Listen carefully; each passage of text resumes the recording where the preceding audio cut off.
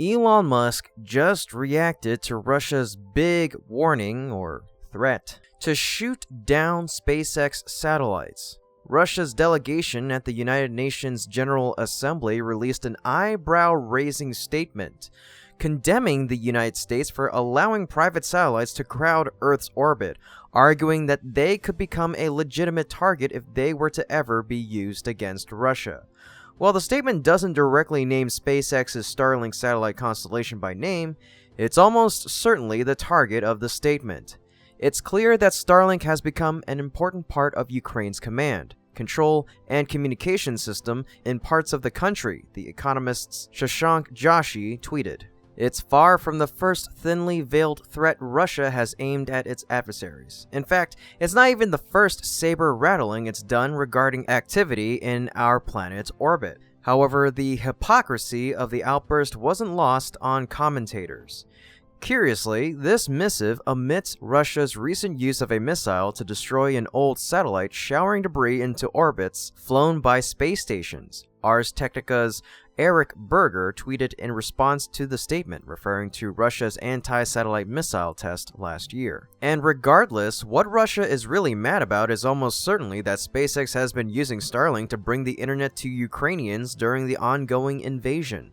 SpaceX's Starlink division sent satellite terminals to Ukraine after Russia's invasion of the country disrupted broadband networks, with the US providing funding for the effort. Satellite internet access has been useful in Ukraine's military operations against Russian forces. Konstantin Vorontsov, a member of the Russian Foreign Ministry and the head of the country's UN Office for Disarmament Affairs delegation, argued in the statement that the delegation would like to underline an extremely dangerous trend that goes beyond the harmless use of outer space technologies and has become apparent during the events in Ukraine. Vorontsov also accused the US and its allies of using its commercial infrastructure in space for military purposes, arguing that it seems like our colleagues do not realize that such actions in fact constitute indirect involvement in military conflicts. Therefore, quasi-civilian infrastructure may become a legitimate target for retaliation. And in light of the aforementioned anti-satellite missile test, it might not be an idle threat.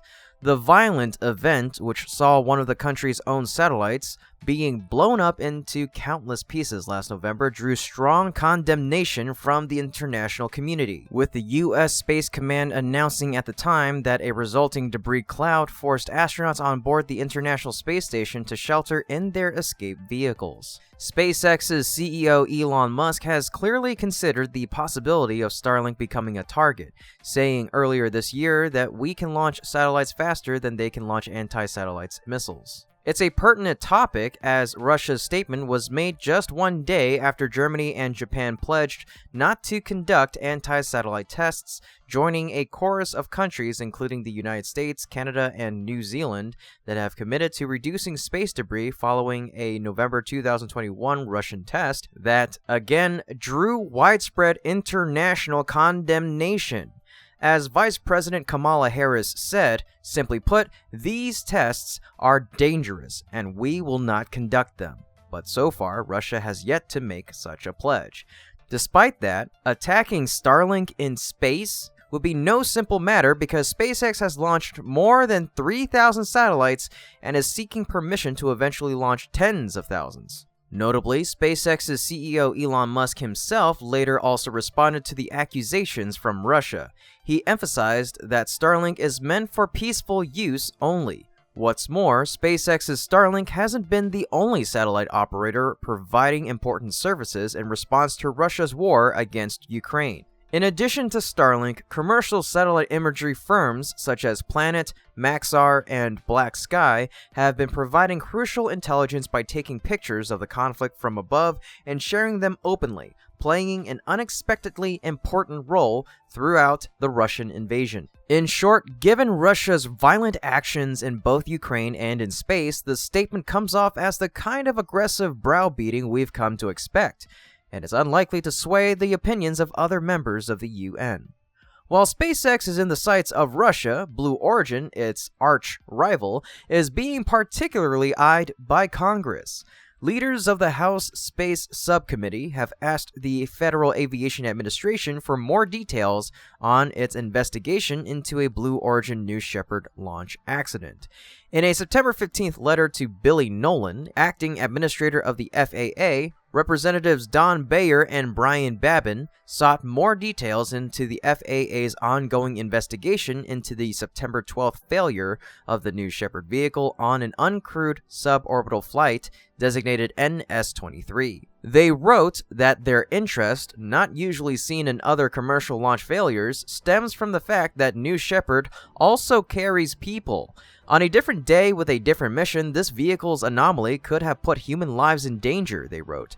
The particular vehicle involved in the failure had only been used for uncrewed flights. A different New Shepard vehicle has flown Blue Origin's crewed flights since July of 2021. Bayer and Babin, the chair and ranking member, respectively, of the House Science Committee's Space Subcommittee, mentioned their responsibility of providing oversight of the FAA's Commercial Space Transportation Office and commercial launch and re-entry in general for their desire for more information into the investigation, including, ultimately, the root cause and steps to correct the problem that caused it.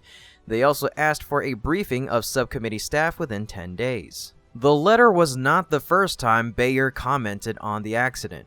Today's booster failure of NS-23 is a compelling reminder of the risks of spaceflight, Bayer said in a statement hours after the incident. As commercial human spaceflight is now a reality, the subcommittee's work on the safety of commercial human spaceflight is more important than ever. Neither the FAA nor Blue Origin has provided more details about the incident when an apparent problem with the vehicle's booster triggered the launch escape motor of the capsule, taking it safely away from the booster. The capsule, carrying 36 payloads that included a number of NASA-sponsored experiments, landed safely under parachutes several minutes later. Blue Origin said the booster was destroyed. All in all, Congress just wants to make sure that the FAA performs its due diligence, and that an important precedent is set when it comes to regulating the fledgling space tourism industry. The subcommittee, through its close monitoring of the investigation, is also likely seeking to make sure that Blue Origin does not get off easily, and that the FAA issue an effective set of corrective actions to make New Shepard safe such that it can get up and fly again. As to the current attractiveness of Bezos' space tourism offering, that's another question entirely. And that's about it for today's episode. Thank you so much for watching, and if you enjoy what my team and I are doing, you can become a patron through our Patreon link in the description below. Otherwise, as always, this is Kevin with Great SpaceX, and my team and I will see you next time.